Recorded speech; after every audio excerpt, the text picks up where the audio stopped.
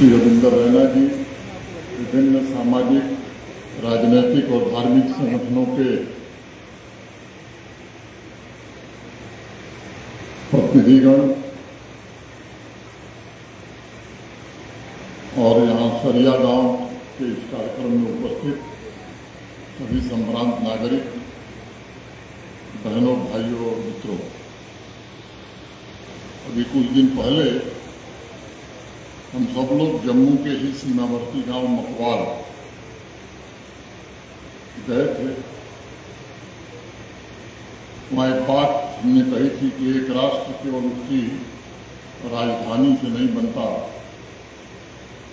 एक राष्ट्र केवल उसके शहरों से की चमक से भी नहीं बनता, बल्कि एक राष्ट्र बनता है उसके अंतिम छोर पर बसे उस गांव से, जहाँ से उस राष्ट्र की सीमाएँ शुरू होती हैं और जहाँ से उस राष्ट्र की पहचान पूरी दुनिया के सामने आती है।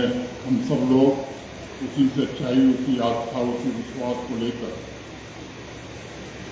भारतवर्ष के पहले गांव सरिया में आप सबके सामने उपस्थित हुए हैं। मैं इस पवित्र मिट्टी को नमन करते हुए नौशेरा के सभी सूरवीर शहीदों को भी अपनी श्रद्धांजलि अर्पित करता हूँ। मित्रों, राष्ट्र के प्रथम गांव की असली सच्चाई कोई भी नक्शा पूरी तरह नहीं दिखा सकता, क्योंकि लोग नक्शे में तो सिर्फ रेखाएं देखते हैं,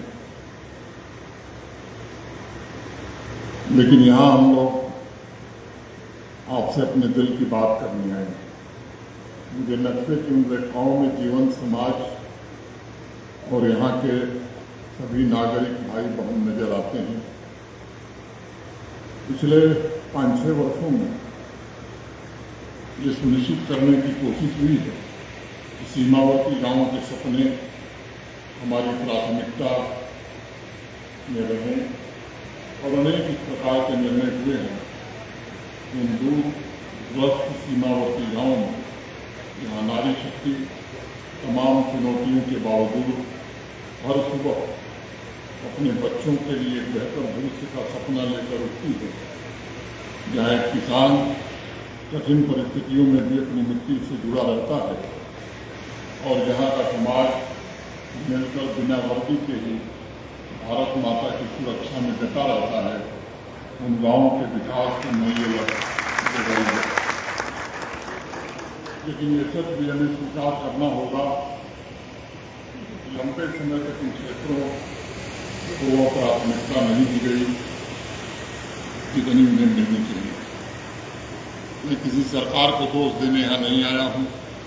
सरिया जैसे सीमावर्ती गाँव को देश के नक्शे का हिस्सा तो माना गया, लेकिन ऐसे गाँवों को विकास की मुख्य धारा में किन्हीं कारणों से शामिल नहीं किया। इसलिए विकास का आधार इन सीमावर्ती गांवों का बहुत कमजोर रहा।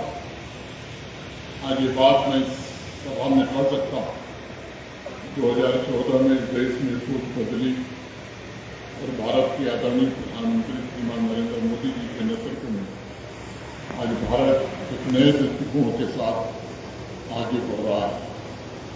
चाहे वो इंफ्रास्ट्रक्चर का मामला हो, सीमावर्ती इलाकों का, या सुविधाओं का मामला। 2014 के बाद एक व्यापक परिवर्तन देश भर के सीमावर्ती गांवों में, सीमावर्ती क्षेत्रों में आया। सीमावर्ती क्षेत्र अब राष्ट्र के अंतिम बिंदु नहीं है, बल्कि राष्ट्र के पहले गांव हैं और उनका अवसर भी पहला हो, ऐसा माननीय प्रधानमंत्री जी चाहते हैं। सीमावर्ती गांवों में जहाँ पहले उपेक्षा थी, वहाँ अब नए संकल्प जन्म ले रहे हैं। सीमावर्ती गाँव की जहाँ पहले दिल्ली से बहुत दूरी थी, वहाँ दिल्ली से जुड़ाव दिखाई पड़ रहा है।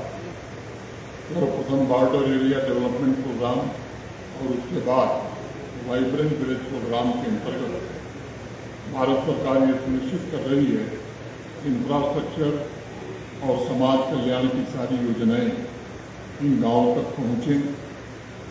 हमें बराबर इस बात को याद रखना होगा कि राष्ट्रीय सुरक्षा सीमाओं पर खड़े सैनिकों और सीमाओं पर बसे नागरिकों दोनों से आती है।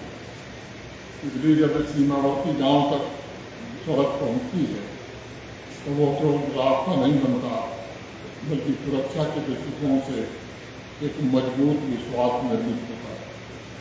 जब एक सीमावर्ती गांव के किसी परिवार के घर में बिजली का बल्ब जलता है तो वो केवल रोशनी नहीं देती, बल्कि एक नई आशा की किरण जगाती है।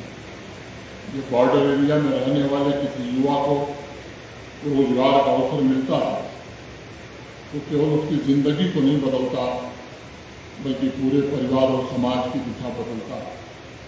इसलिए हमारा दृष्टिकोण बड़ा स्पष्ट है कि सीमावर्ती क्षेत्रों का विकास हमारी राष्ट्रीय सुरक्षा का भी एक अभिन्न हिस्सा है और हर सीमावर्ती गांव राष्ट्र के समृद्ध गांवों की सूची में शामिल हो, इसका प्रयत्न जम्मू कश्मीर प्रशासन कर रहा है और आगे भी संवेदनशीलता के साथ करेगा। मेरे सभी भाई बहन और अधिकारी भी जो प्रौद्योगिकी के हैं या आसपास के हैं, सब जानते हैं कि ऑपरेशन सिंदूर के पहले सरिया गांव का एक हिस्सा फ्रेंच के आगे था, बाढ़ के आगे। ऑपरेशन सिंदूर के पश्चात एंटी इन्फिल्ट्रेशन ऑब्स्टेकल सिस्टम के रीअलाइनमेंट का फेज 1 प्रारंभ हुआ और सभी घरों, समुदाय के सभी संसाधन और प्राचीन राम मंदिर सहित अनेक धार्मिक स्थलों को देश के अन्य हिस्सों के साथ पूरी तरह इंटीग्रेट करने में सफलता प्राप्त हुई। मैं समझता हूँ सामरिक दृष्टि से अत्यंत महत्वपूर्ण इस गाँव में पहली बार नागरिकों को पूरी तरह से आने जाने की मूवमेंट की स्वतंत्रता भी प्राप्त हुई। मैं जिम्मेदारी से कहना चाहता हूँ कि भौगोलिक स्थिति और विकास सम्मति समूह को देखते हुए सरिया गांव को वाइब्रेंट विलेज प्रोग्राम के तहत प्राथमिकता दी गई, ताकि बुनियादी ढांचे के संवर्धन और सरकारी योजनाओं के व्यापक प्रसार के माध्यम से टारगेटेड डेवलपमेंट, लक्षित विकास हो, बेहतर क्वालिटी ऑफ लाइफ हो और समाज का हर वर्ग समृद्ध हो सके। ADC Nowshera vibrant village programme के नोडल अधिकारी भी हैं और मैं उनसे अपेक्षा रखता हूँ कि सरिया का व्यापक और समावेशी विकास सुनिश्चित करना ये उनकी जिम्मेदारी है। भारत सरकार की और जम्मू कश्मीर सरकार की विभिन्न योजनाओं का समन्वय करना और इस गांव के सभी 343 परिवारों की खुशहाली और समृद्धि के लिए संवेदनशीलता के साथ काम करना ये आपकी नैतिक जिम्मेदारी है। और जिस प्रकार मिशन युवा, HADP, PM मुद्रा के लाभार्थियों को सैंक्शन लेटर सौंपे गए हैं, वो सिर्फ एक दिन का कार्यक्रम नहीं होना चाहिए। हमें सुनिश्चित करना चाहिए कि HADP, मिशन युवा, सोशल वेलफेयर की बाकी योजनाओं, जो कल्याणकारी योजनाएं हैं, बॉर्डर विलेजेज में, खासतौर से वाइब्रेंट विलेजेज में, इनका सैचुरेशन 100% जल्द से जल्द हम पूरा करें। कोई भी पात्र विवर्ती छूटने न पाए। 100% सैचुरेशन के लक्ष्य से लोगों के जीवन में बड़ा बदलाव आया और मैं अपने विश्वास से कह सकता हूँ कि जम्मू कश्मीर के सीमावर्ती गाँव में जो परिवर्तन हो रहा है वो धरातल पर दिखाई भी पड़ रहा है। सड़कों का जाल बिछा है, स्वास्थ्य सेवाएं पहुंच रही हैं, डिजिटल कनेक्टिविटी उन स्थानों पर जा रही है जहाँ पहले सन्नाटा हुआ करता। मैं मानता हूँ ये परिवर्तन केवल बुनियादी संसाधनों का नहीं है, बल्कि ये परिवर्तन सामाजिक भी है और मानसिक भी। जम्मू कश्मीर के सीमावर्ती गांवों के लोग अब खुद को अलग थलग नहीं, बल्कि भारत के विकास के मुख्य धारा का हिस्सा महसूस करने लगे हैं।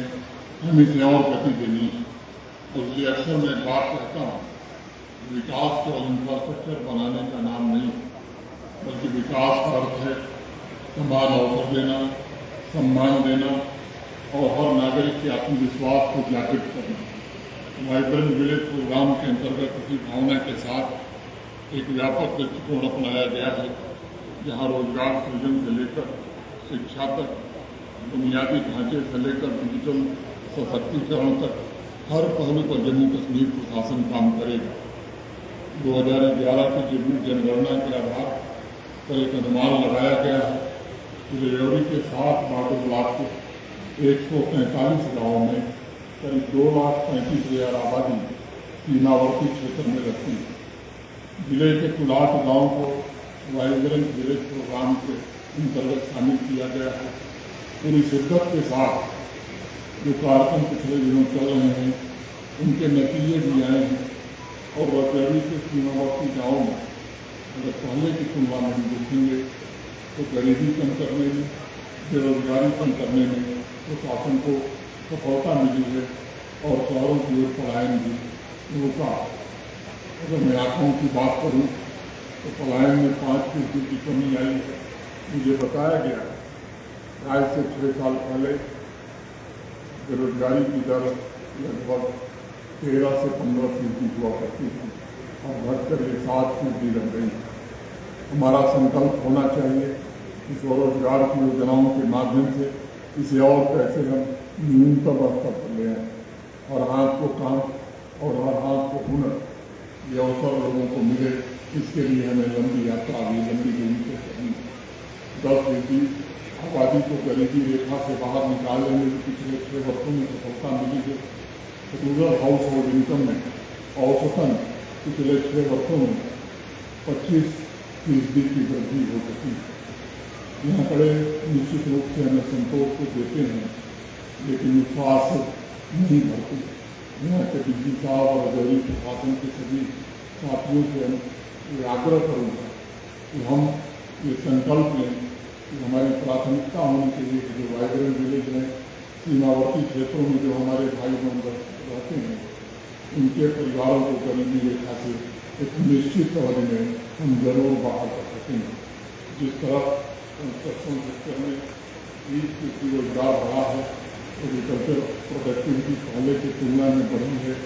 डेयरी और एलाइड सेक्टर में लगभग 25% की वृद्धि हुई। स्वरोजगार में भी 25 से 30% की वृद्धि दर्ज की गई है। उससे मुझे उम्मीद लगी है कि हम इस लक्ष्य को जरूर हासिल कर सकेंगे। मुझे इस बात की प्रसन्नता है कि पहले 6 वर्ष पहले 70% से कम ही गाँव में रोड कनेक्टिविटी थी। आज लगभग 94% गाँव हमारे सड़कों से जोड़ दिए गए हैं।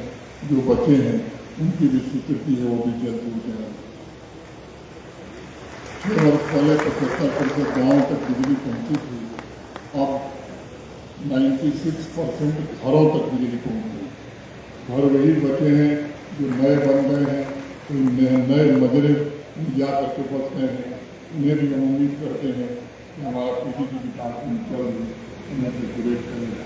इसके लिए पूरा प्रशासन समर्पित भाव से काम करने के लिए प्रतिबद्ध है।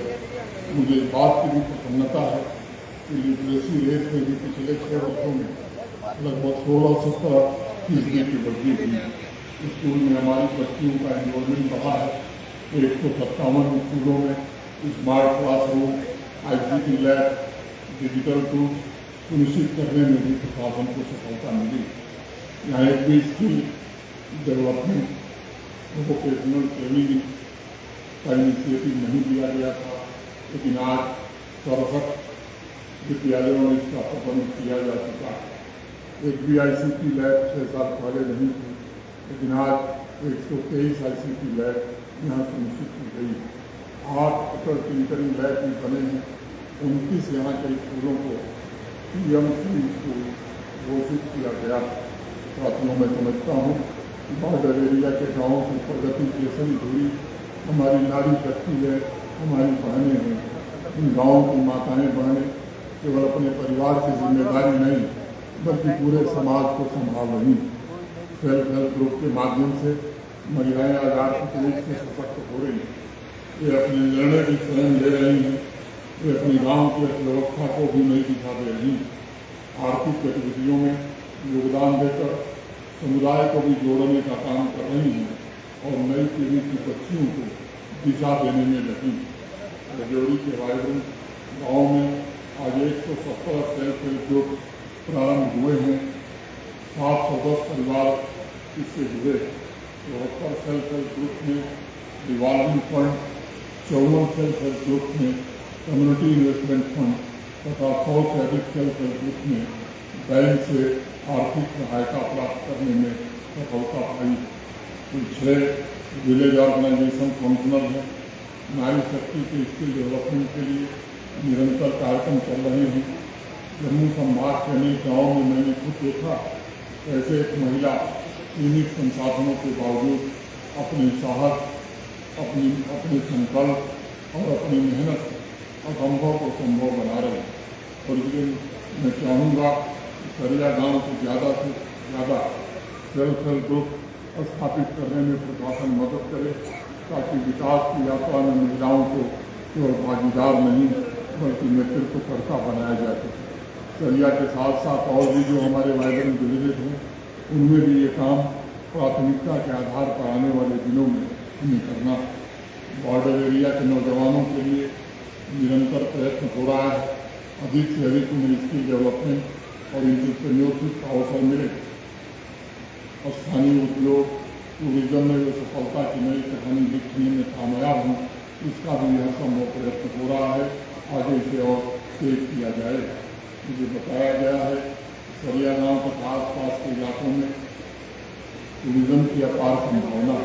प्राचीन राम मंदिर के अलावा बाबा बीरम साहब का स्थान, गुरुद्वारा, ब्रिगेडियर उस्मान मेमोरियल, गुरु रविदास जी का मंदिर, पांडव मंदिर जैसे अनेक टूरिस्ट स्पॉट यहाँ हैं, जिन्हें भविष्य में विकसित करने की कोशिश जरूर करनी चाहिए और उससे युवाओं को जोड़ने की आवश्यकता।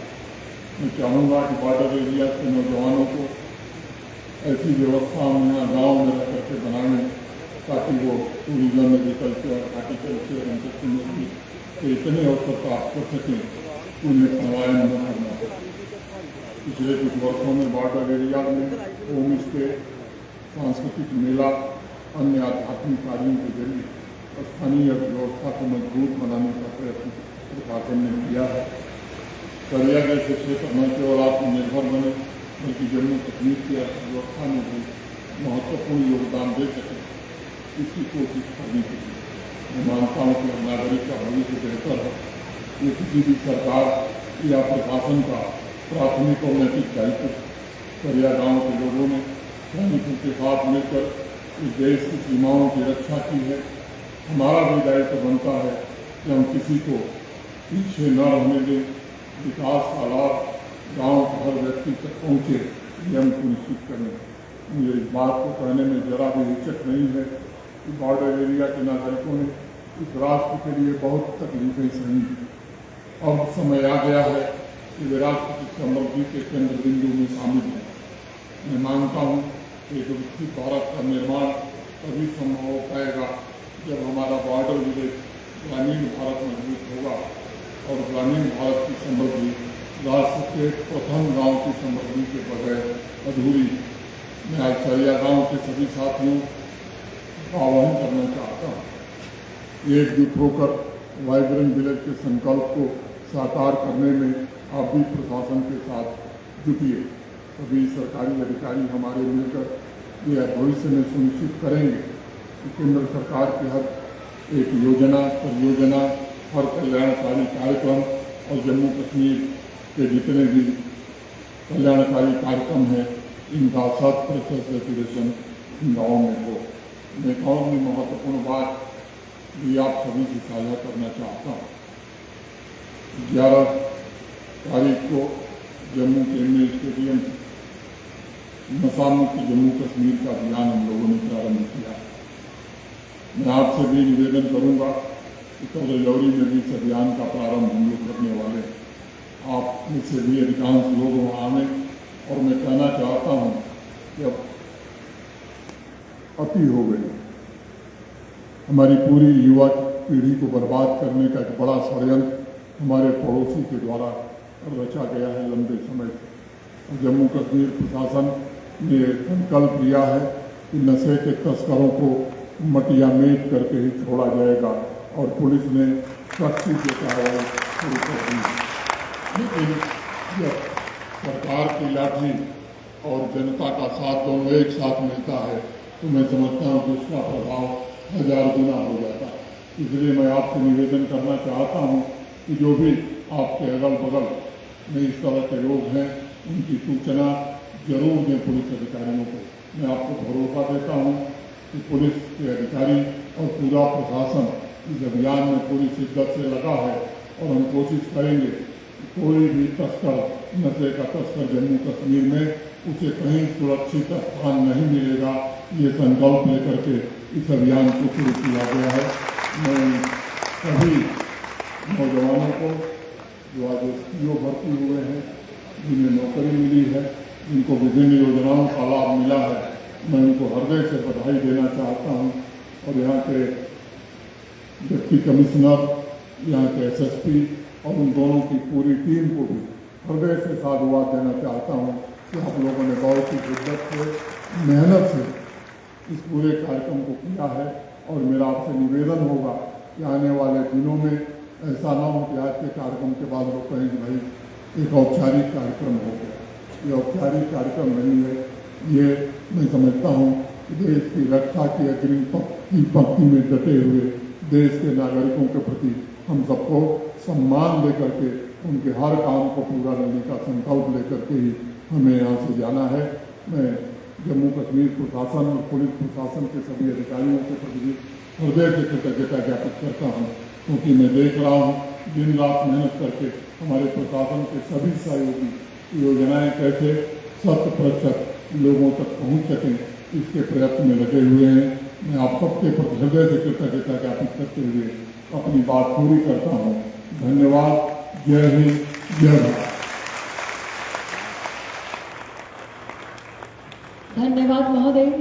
माननीय महोदय, बाबा भीम शाह के जन्मोत्सव पर सीमांत गांव सरिया में वाइब्रेंट विलेज का शुभारंभ करने के लिए आप स्वयं यहां पधारे, इसके लिए आपका अनेकों आभार व्यक्त करते हुए मुख्य सचिव श्री अटल डुल्लू जी से आग्रह करूंगी कि आपको एक आभार भेंट देकर हमारे ओर से कृतज्ञता ज्ञापित करें।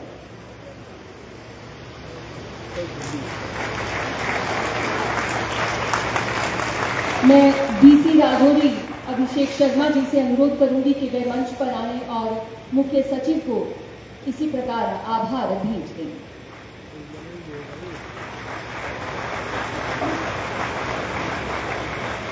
एडीसी सुंदरबनी श्री रामकिशन जी से भी आदर अनुरोध कि वे पुलिस महानिरीक्षक का भी इसी प्रकार आभार व्यक्त करें।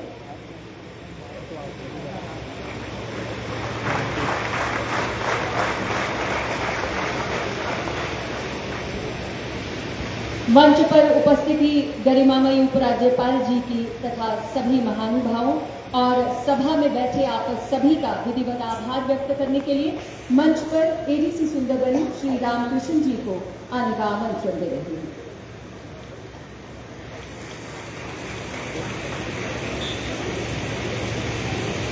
माननीय उपराज्यपाल महोदय, मंचासीन वरिष्ठ अतिथिगण एवं सभागार में बैठे सम्मानित अतिथि तथा उपस्थित सभी महानुभावों को मेरा सादर नमस्कार।